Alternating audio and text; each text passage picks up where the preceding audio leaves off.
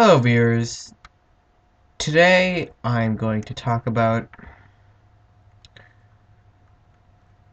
how and what kind of plagues are possible in this world to happen possibly in our future. Now, I think that probably the number one threat to humanity in this day and age would be biological warfare. And somebody with even a basic degree in the sciences and while using the internet can extract the polio virus, or at least its chemistry, off the internet, what comprises it, and then they can take it to a lab, develop it, alter it, and they could create a super virus, and they could use a dirty bomb system of development, and you could take down an entire city in a sense. That's actually quite frightening, giving so much power in to maybe only one person. The reality of this happening is pretty great. Of course, we have nuclear bombs and nuclear missiles, cruise missiles, aircraft carriers, but they really don't compare to what a virus can do, which can be spread through us, maybe even coughing or sneezing in a public, crowded place where everyone's breathing the same air.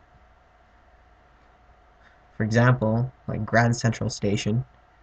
One person has the virus, and next thing you know, 10,000 people, 100,000 people, and a million people. And it keeps on going and going.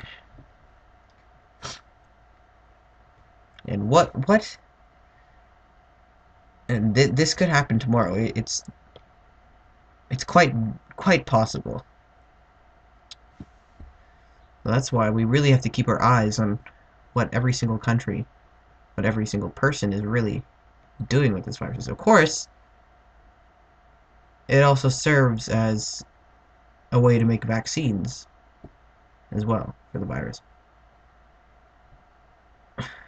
And possibly even cures, because using venom from snakes or anything else, or scorpions even, they can actually reverse engineer the venom for a cure.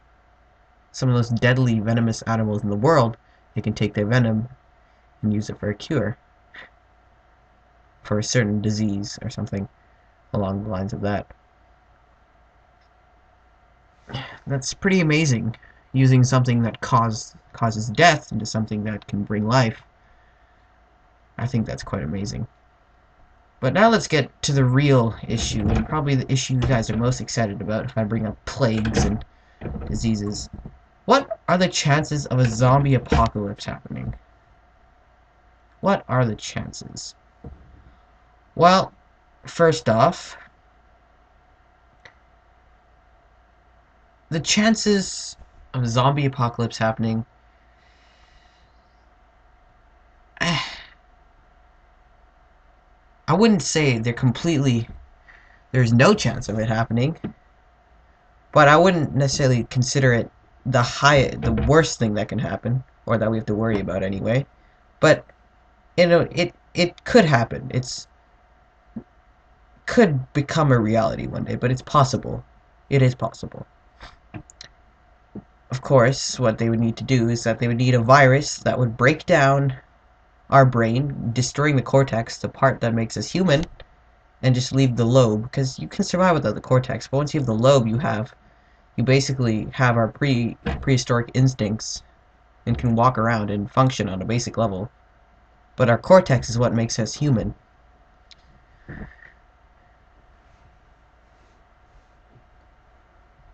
And they've used this experiment on rats where they've put two of them in a sort of deathmatch cage, and they watch them turn on each other. Now, you may think as humans, not necessarily all of us are prone to violence, but even the best of us can be turned. And it's really not that hard.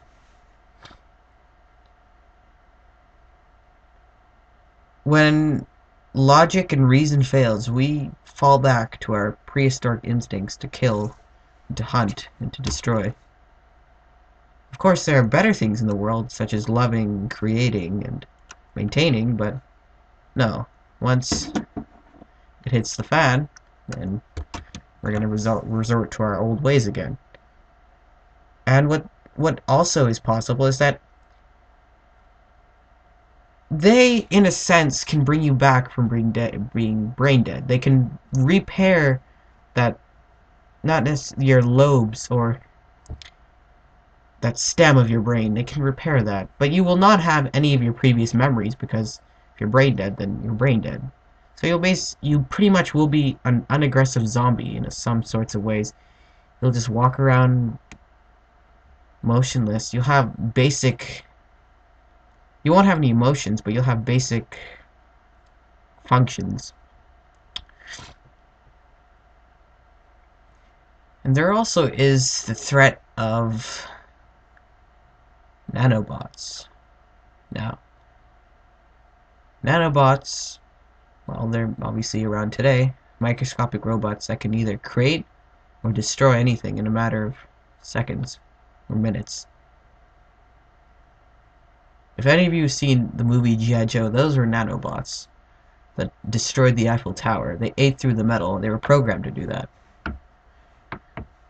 And scientists are saying one day, in the near future, they'll have nanobots in our brains to repair damage. Well, isn't that safe? Little tiny little robots that can be controlled by a computer inside someone's brain.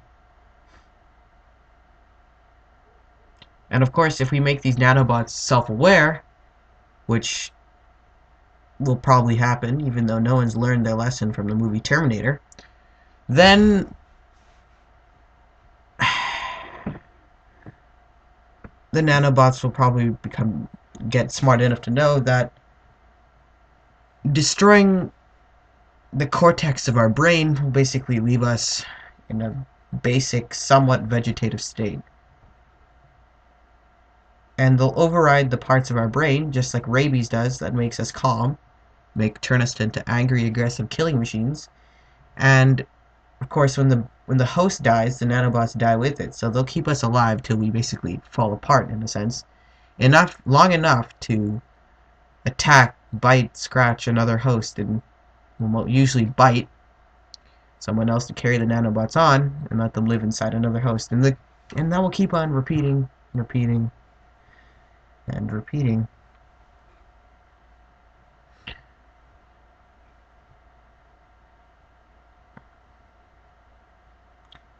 Of course, we don't want that to happen. It it may not necessarily happen, but it's a possibility. But what would humanity really do? What would we do? Because the virus obviously would mutate and it might even become airborne, which would be extremely dangerous. Then rather than actually being in direct contact with the infected, wouldn't have to be in direct contact at all. Just by breathing the air, you could become infected.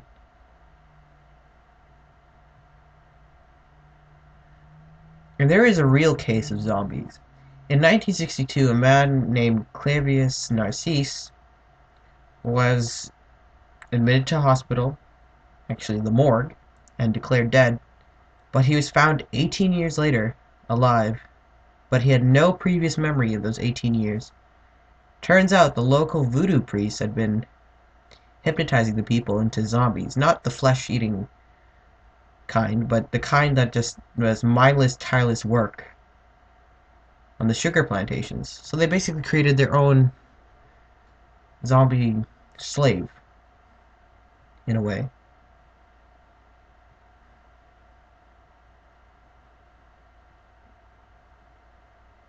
That type of zombie is already possible. And it's been done, and it's already happened. So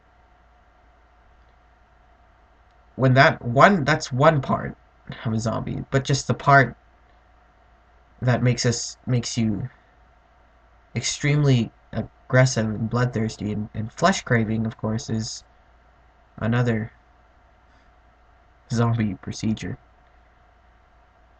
What would humanity do? I mean, of course, everyone's seen movies on this where they hole up in malls and gun stores and keep each other safe and food, transportation, running down zombies on a highway, blah blah blah. But could humanity survive? That is the question. A pandemic, super epidemic. How about if instead of rather making you slower, it made you insanely aggressive and bloodthirsty, but it also ramped up your immune system and even your reaction time? What if it mutated you in a negative and positive way? Rather, having an alpha zombie, in a sense. What would happen then if we had zombies that were 5 times faster and stronger than humans?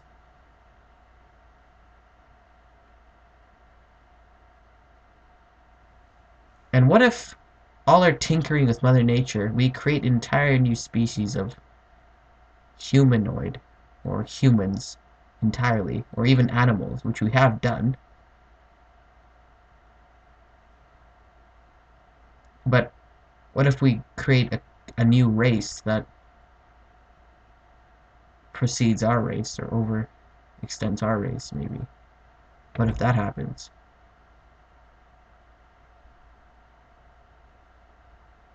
Of course, there's chances and possibilities of that happening. What if that does happen? And what if we're not the first forms of life besides the dinosaurs and, of course, the bacteria on this planet? What if there are other forms of life that we don't know about that survive off the geothermal energy deep within that we haven't detected yet? What if there's prehistoric life still living there somewhere deep, deep in the ocean? Of course, they say nothing lives below 17,000 feet. There's no light down there. But we've explored more of space than we have of our own oceans. How could we possibly know what exactly exists there? How could we ever possibly know without exploring it? I'm not saying it does exist, but it could. We never know. And what if there is some part of Earth that we haven't discovered? Something underwater, of course, but its own dry ecosystem. Even though this is starting to sound like a movie or Atlantis, but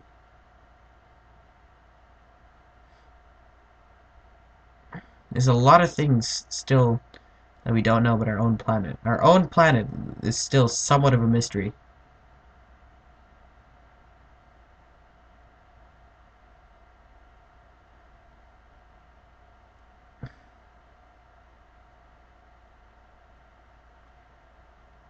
Of course, in our 21st century, we have advanced, or yes, advanced antibiotics, sanitation, blah blah blah, but of course, the entire world isn't there yet. Not the entire world is first world yet.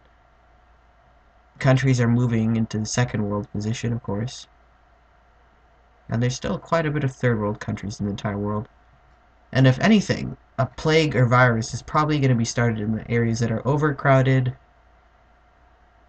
lots of insects, rodents, and have little to no sanitation. Those areas are breeding grounds for disease. Those are